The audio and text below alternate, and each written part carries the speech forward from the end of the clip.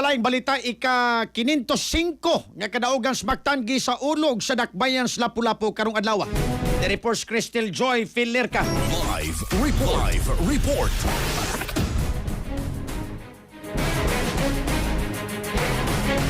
Sa dakbayan sa Lapu-Lapu ang ika-505 nga anibersaryo sa kadaugan sa Mactan karong adlaw, Abril 27. Adunay gipahigayon nga wreath-laying ceremony sa monumento ni Dato Lapu-Lapu, pinanguluhan ni Mayor Cindy Chan, Vice Mayor Celedonio Sitoy, Congressman Junard Hong Chan, Department of Education Region 7 Director Arturo Bayukot, ug City Director Police Colonel Agosto Dasqueo. Ang guest of honor karong tuiga mao si DepEd Secretary Sani Angara, apan wa kini makatambong tungod sa importanteng lakaw sa Malacañang, maong si RD Bayukot na lang ang nibasa sa iyang mensahe.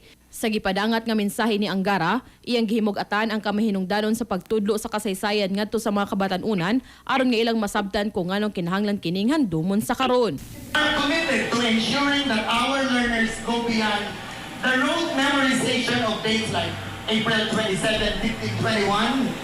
More importantly, they must understand the deeper meaning behind these defining moments, because in studying history, it is not enough to know what happened. We must also grasp why it happened and why it demands of us today. Samtang nagmalampuson usab ang reenactment nga mo'y highlight sa mong selebrasyon, bisan pa man og adunay mga kausaban ni adto lang nilabay nga semana sa nagdala sa papel ni Dato Lapu-Lapu, Reyna Bolacna ug Magellan. Sa wa pagitapos ang programa, adunay gibuhian nga mga dove nga langgam ug mato ni Mayor Chan nga nagpasabot kini nga ang dakbayan sa Lapu-Lapu na nawagan nga unta magkahiusan na ang mga nasud. Very timely kay nato no na we are calling for world peace. Time and again we have experienced wars, no, and peace is so elusive. Dapat manawagan ta, and peace starts with ourselves, with each one of us. Sa dato sa Lapu-Lapu City Police Office, giban-abanang moabot sa 2,500 ang nisaksi sa reenactment ug nahimong hapsay ang kinatibuk ang kalihukan.